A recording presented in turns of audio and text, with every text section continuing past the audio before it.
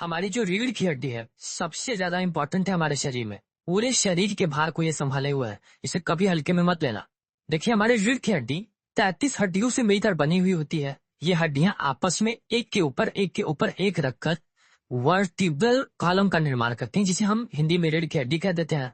ये हड्डियां जब एक के ऊपर एक व्यवस्थित होकर रीढ़ की हड्डी बना लेती है, तो ये बीच में एक खोखली सी जगह भी बनाते हैं। इस खोखली सी जगह में सबसे ज्यादा इंपॉर्टेंट चीज स्पाइनल कॉर्ड होती है, जो कि ब्रेन से निकलकर फोरामेन मैग्नम, जिसे महारंध्र कहते हैं, वहां से निकलकर हमारे पेट वाले रीजन तक ये फैल जाती है। अब देखिए, जब ये हड्डियां आपस में व्यवस्थित होकर रीढ़ की हड्डी बनाती हैं, तो ये अपने साइड से कुछ छोटे छोटे होल्स भी बनाती हैं। उनमें से कुछ नर्व्स निकली रहती हैं, जो कि स्पाइनल कॉर्ड से जुड़ी रहती हैं।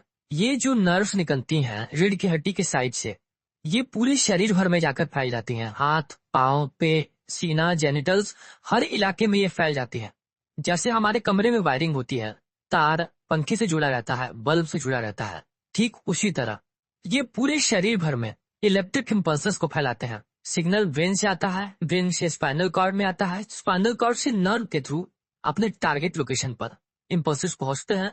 तब कहीं हम कोई मूवमेंट कर पाते हैं। आपने एक शब्द सुना है, अर्थराइटिस। इसका मतलब होता है हड्डियों के जॉइंट में दर्द होना, वहां पर इन्फ्लेमेशन होना, सूजन हो जाना, जलन सा होना। ये किसी भी कारण से हो सकता है। जब हमारे रीढ़ की हड्डी में अर्थराइटिस हो जाता है, तो इसे स्पॉन्डिलाइटिस कहते हैं या फिर स्पॉन्डिलोसिस कहते हैं। रीढ़ की हड्डी में भी ऐसा होता है कि रीढ़ की हड्डियां आपस में घिस जाती हैं, उनमें इन्फ्लेमेशन हो जाता है या किसी भी प्रकार की अबनॉर्मेलिटी भी आ जाती है।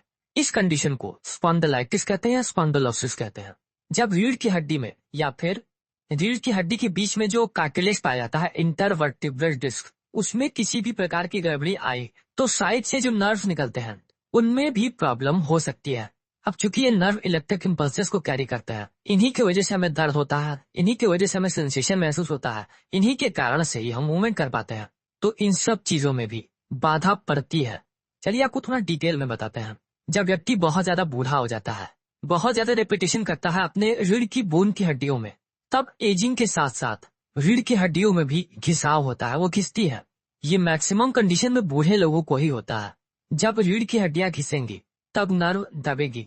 नर्व जब दबेगा तो जहां पर भी उस नर्व का कनेक्शन होगा बॉडी में, वहां पर सेंसेशन महसूस होगा, टिंगलिंग महसूस होगा, दर्द होगा वहां पर। हो सकता है मसल में बहुत तेज दर्द भी हो।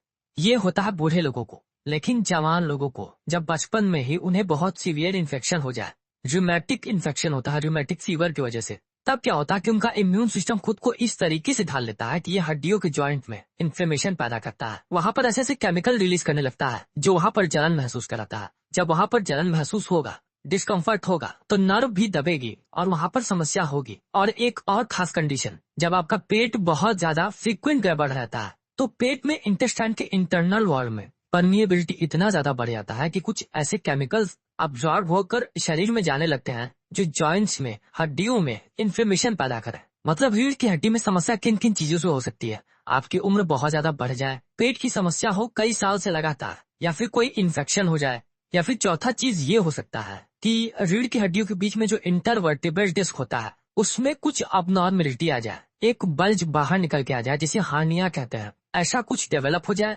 जो नर्व को जाकर पिंच करे और व्यक्ति को डिस्कम्फर्ट महसूस हो। इन कारणों से किसी व्यक्ति को स्पॉन्डिलाइटिस हो सकता है। अब देखिए, आजकल के जमाने में चाहे मैं हूँ, चाहे आप हो, चाहे कोई भी हो, ये तो परम सत्य बात है कि आप दिन भर मोबाइल चलाते ही रहते हो। कभी शॉर्ट्स देखते हो, कभी रील्स देखते हो, बट लगे रहते हो, उसे छोड़ते नहीं हो कभी आप। देखिए, इससे क्या होता है, जब आप मोबाइल चलाते हो तो आपकी गर्दन लगातार झुकी रहती है, लगातार उस पर प्रेशर पड़ता है, नेक की मसल स्टिफ होने लगती है धीरे धीरे। और आपको ये बात तो पता ही होगा कि जो हमारी रीढ़ की हड्डी या फिर शरीर में कोई भी हड्डी हो, वो मसल से अटैच रहती है। मसल ही कॉन्ट्रैक्ट करके बोन्स में मूवमेंट चाहते हैं, तब हम मूवमेंट कर पाते हैं। जब लगातार आप मोबाइल देखते रहते हो या फिर कंप्यूटर पे काम करते रहते हो, आपकी गर्दन लगातार झुकी रहती है, तो मसल भी स्टिफ होती है, उस पर प्रेशर पड़ता है। ये क्या करता है, ये हमारी गर्दन पर भी, स्पेशली हमारे सर्वाइकल वाले जो रीढ़ की हड्डी है, उस पर प्रेशर बनाता है। इससे क्या होता है, हमारी सर्वाइकल से निकली हुई जो नर्व है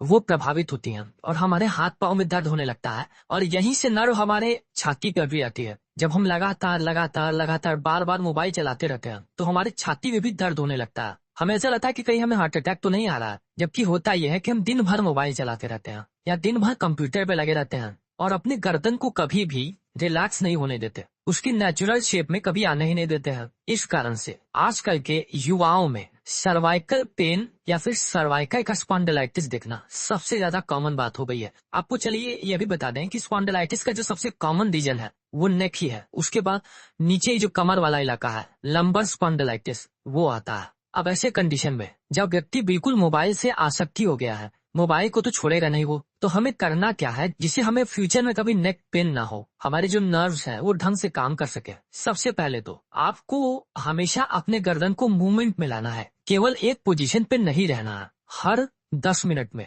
चाहे आप मोबाइल चलाओ चाहे आप कंप्यूटर पे काम करो, अपने गर्दन को थोड़ा थोड़ा हिलाओ डुलाओ, आगे पीछे दाएं बाएं करके। दूसरा क्या कर सकते हो, स्ट्रेचिंग करो, तन के खड़े रहो और अपने चिन को ऊपर की ओर करो, ऊपर की ओर देखो, नीचे झुक के कभी भी सड़क की तरफ मत देखो। जब भी चलो तो चिन को ऊपर करो और सामने की ओर देखो। तीसरा, तकिया बहुत ज्यादा ऊंचा मत लगाओ, ये बहुत बड़ी समस्या हो सकती है। या जब भी तकिया लगाओ तो केवल सिर को सपोर्ट मत दो, गर्दन को भी सपोर्ट दो। जो हमारा अपर लोअर बैक है वहां से तकिया लगना शुरू होनी चाहिए, गर्दन पे भी सपोर्ट होना चाहिए और सिर पर भी सपोर्ट होना चाहिए। और क्या काम कर सकते हो, पेट को हमेशा स्वस्थ रखो, कभी भी बाहर की व्यर्थ की चीजें मत खाओ जो आपके पेट में इन्फ्लेमेशन पैदा करे, जलन सा महसूस कराए। ये हमारे बोन हेल्थ के लिए सबसे ज्यादा इंपॉर्टेंट बात बता रहा हूँ आपको, ये बात यूट्यूब पे कोई नहीं बता रहा होगा। ज्यादा से ज्यादा पानी पियो, प्लांट बेस्ड फूड खाओ, ये इन्फ्लेमेशन को कम करता है, प्लस इसमें एंटीऑक्सीडेंट भी होता है। और बहुत ज्यादा सीवियर कंडीशन होने पर किसी एक्सपर्ट की सलाह लो, वो बताएगा कि आपको कैसे जीना है, क्या खाना है और किस तरीके से अपने जीवनचर्या को बिताना है।